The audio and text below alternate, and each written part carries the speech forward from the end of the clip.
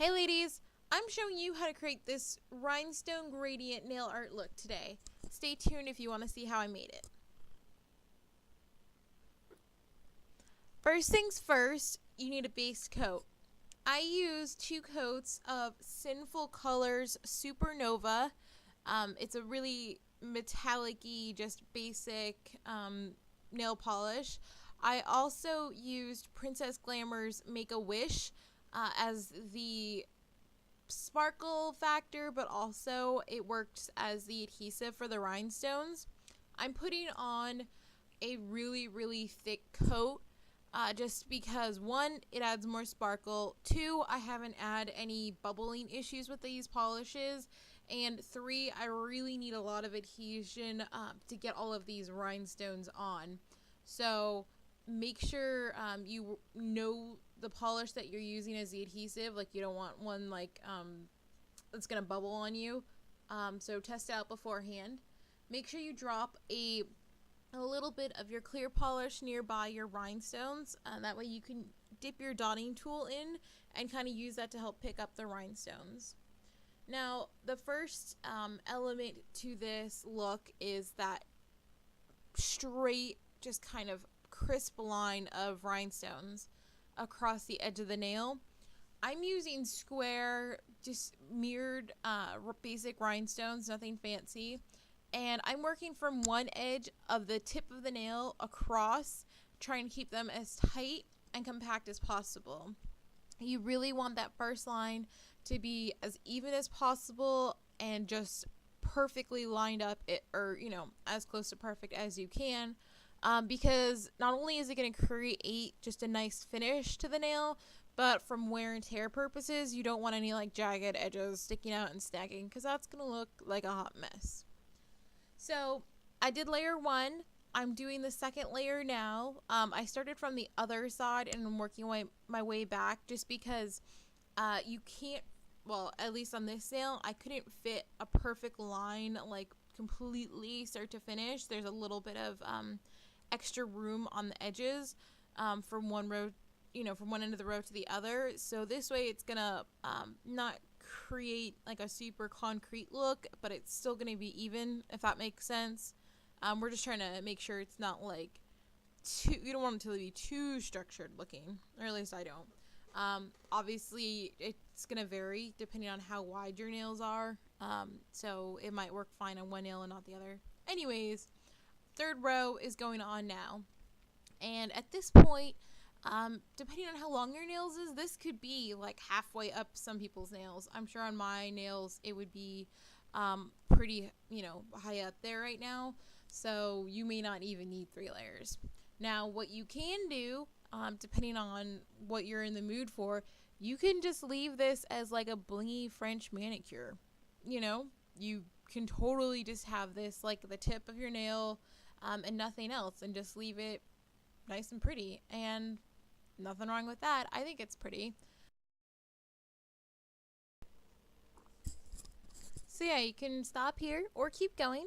I'm gonna keep going, but if you make this look, I'd love to see it on your nails. I'm hoping to try it out on mine pretty soon. Okay, now if you're going to proceed and if you're working on each nail like 1 layer at a time, obviously your polishes are going to dry, so you might have to refresh the adhesive polish on your nail that you're going to be using as you work your way up.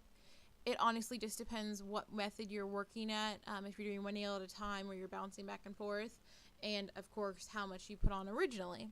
So I just put a little bit on just to make it a little bit more sticky, and I'm starting the next layer, but I'm putting spaces in between. I'm sorry, I thought I got a little bit closer in, but think of like a pyramid where, like, if you had like a straight line and the blocks, the next layer of the blocks I stacked in the middle, like in between the 2 other ones, like, so it creates a T shape.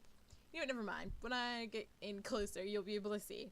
But moral of the story is, you're putting less rhinestones across the nail each time you go, and working your way to obviously less and less rhinestones as you work up the nail.